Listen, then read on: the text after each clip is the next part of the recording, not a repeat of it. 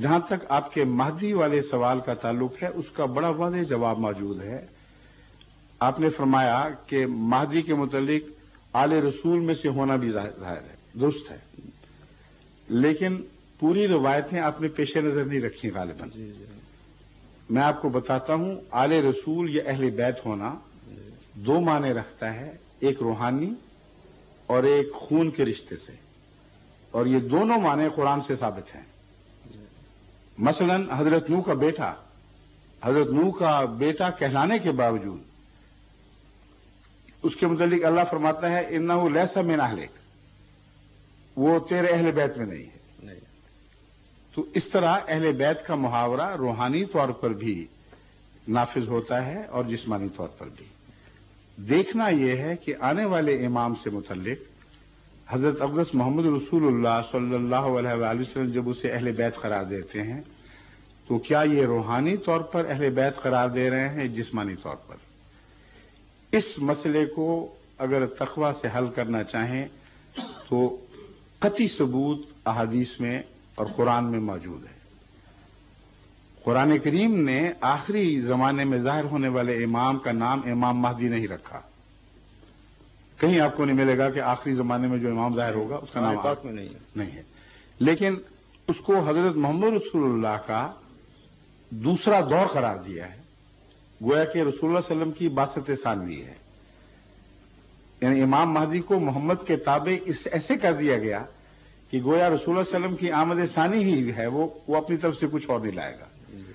یہ ذکر سورہ جمعہ میں ملتا ہے، وَآخَرِينَ مِنْهُمْ لَمَّا يَلْحَقُوا بِهِمْ وَهُوَ الْعَزِيزُ الْحَكِيمُ۔ محمد رسول اللہ علیہ وسلم کی بعثت کے بعد فرمایا آخرین میں بھی یہی رسول مبعوث ہوگا، ابھی وہ نہیں ملے، یعنی زمانے کا فاصلہ ہے۔ ذَلِكَ فَضْلُ اللَّهِ، یہ اللہ کا فضل ہے، یوتی ہے مَن یشاء، جس سے پتہ چلتا تھا کہ محمد رسول از خود دوبارہ نہیں آئیں گے، آپ کا ایک نمائندہ آئے گا جو لقب کے طور پر محمد کے تابع ہونے کی وجہ سے محمد کی آمد کہلائے گا، لیکن یہ اللہ کا فضل ہے، جسے چاہے دے دے۔ یہ جو آیت نازل ہوئی ہے اس لیے سوال پیدا ہوتے ہیں۔ سوال یہ ہے کہ حضرت محمد رسول اللہ صلی اللہ علیہ وآلہ وسلم نے ان سوالات کا خود حل فرمایا کہ نہیں؟ اگر قطعی طور پر ثابت ہو کہ رسول اللہ صلی اللہ علیہ وسلم نے اس کا حل فرما دیا اور اس میں وہ آپ کے مہدوی آل بیت کا ذکر بھی مجمل طور پر شامل ہو تو بات زیادہ وضاحت سے کھل جائے گی۔ ایک منٹ سن لیجیے۔ جب یہ آیت پڑھی گئی تو حضرت محمد رسول اللہ صلی اللہ علیہ وسلم کے ساتھ دوسرے صحابہ بیٹھے ہوئے تھے، ان میں سے ایک نے سوال کیا کہ کن لوگوں کا ذکر ہے؟ آخرین منہم لما یلحقوا بہم، کہ بعثت ثانیہ ایسے لوگوں میں ہوگی جو ابھی تک نہیں ملے اولین سے۔ اس کا جواب رسول اللہ صلی اللہ علیہ وسلم نے یہ دیا، بخاری کی حدیث ہے، شیعہ حدیثوں میں بھی اس کو تسلیم کیا گیا ہے، یہ وہ حدیث ہے جو سنی شیعہ سب میں متفق ہے ایمانوں میں۔ اس میں حضرت رسول اللہ صلی اللہ علیہ وسلم نے جواب دیا، سلمان فارسی آپ کے پاس بیٹھے ہوئے تھے، ان کے کندھے پر ہاتھ رکھا اور فرمایا لو کان الایمان عند الثریا لنالہ رجل من ہؤلاء، اگر ایمان ثریا پر بھی اٹھ گیا تو ان میں سے وہ شخص ہوگا جو اسے دوبارہ زمین پر کھینچ لائے گا، یعنی میں نہیں ہوں گا، لیکن میرے آنے کا جو ذکر ہے وہ کسی اور ذات میں میری نمائندگی میں پورا ہوگا۔ اور وجوہات بیان فرما دی کہ جب قرآن موجود ہے، سنت موجود ہے، تو ضرورت کیا پڑی ہے کہ کسی کوئی اور آدمی آئے اور پھر اس کو اثر نو ایسے لوگ پیدا کرے گویا وہ صحابہ سے ملے ہیں۔ اس کی وجہ دیکھیں کیسی حکمت کا جواب ہے، فرمایا لو کان الایمان عند الثریا، یعنی کتابوں کے ہوتے ہوئے، شریعت کے کمال کے باوجود ایسا وقت آ سکتا ہے کہ ایمان اٹھ جائے دلوں سے اور ثریا تک جا پہنچے۔ کون اس کو لے کے آئے گا؟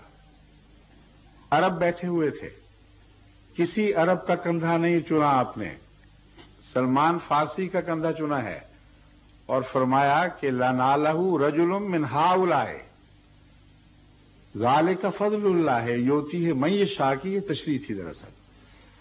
اب سوال یہ پیدا ہوتا ہے کہ اس حدیث کا ان احادیث سے کوئی تصادم ہے جس میں اہل بیت کے میں سے امام ہونے کا ذکر ہے؟ یہ سوال اٹھتا ہے۔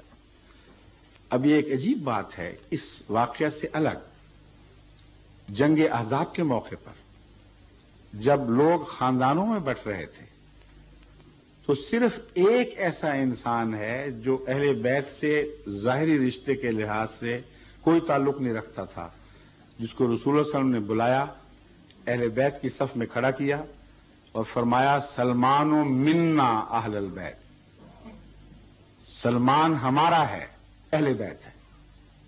اب کوئی اسے اتفاق کہہ لے، میں تو اسے اتفاق نہیں سمجھتا، یہ تو خدا کی تقدیر کہ حیرت انگیز کام ہے کہ جس کو یہ فرمایا کہ ان لوگوں میں سے آنے والا آئے گا، اسی کو اہل بیت بھی قرار دے دیا، جس میں یقینی طور پر اس طرف اشارہ تھا کہ آنے والا ایسا ہو سکتا ہے جو عربوں میں سے نہ ہو۔ اور ذالک فضل اللہ ہے کہ میں جو مضمون بیان فرمایا کہ ضروری نہیں ہوتا کہ ایک قوم قابل ہی ہو جائے، بس اگر وہ عربوں میں سے نہیں ہے، عرب خون کا نہیں ہے، تو اہل بیت جسمانی ہو ہی نہیں سکتا۔ اس لیے اس بات کا کھلا روشن امکان قرآن اور حدیث کے آپس کے مطالعہ سے رسول اللہ صلی اللہ علیہ وسلم کی حدیث کے مطابق یہ نکلتا ہے کہ روحانی اہل بیت ہوگا۔ لیکن اس کے علاوہ ایک ایسا قطعی ثبوت میں آپ کے سامنے رکھتا ہوں جس کے بعد تفسیری توجیحات کی ضرورت نہیں رہتی۔ تمام علماء جو مہدی کی آمد کے قائل ہیں اس بات کے بھی قائل ہیں کہ مہدی کے ہوتے ہوئے اسی زمانے میں مسیح کا نزول ہوگا، کوئی اختلاف نہیں۔ مہدی آ کر گزر نہیں جائے گا بلکہ اسی کے زمانے میں مسیح کا نزول ہوگا۔ یہ صحیح ہے۔ آج تک ایک بھی مہدی کا دعوے دار ایسا نہیں ہوا جس کے زمانے میں روحانی یا جسمانی، ظاہری یا باطنی طور پر کسی مسیح کا نزول ہوا۔ اسی لیے مہدی کے دعوے دار تو ہیں، مسیحیت کے نہیں، لیکن جب وہ فوت ہو گئے اور مسیح نازل نہ ہوا تو قطعی طور پر ثابت ہو گیا کہ یہ وہ مہدی نہیں ہے جس کا رسول اللہ صلی اللہ علیہ وسلم ذکر فرمایا کرتے تھے۔ اب وہ باقی حصہ میں آپ کے ہر سوال کا جواب لاؤں گا انشاءاللہ، آپ اطمینان سے سنیے۔ باقی حصہ قتل دجال وغیرہ کا اب یہاں سے شروع ہوگا۔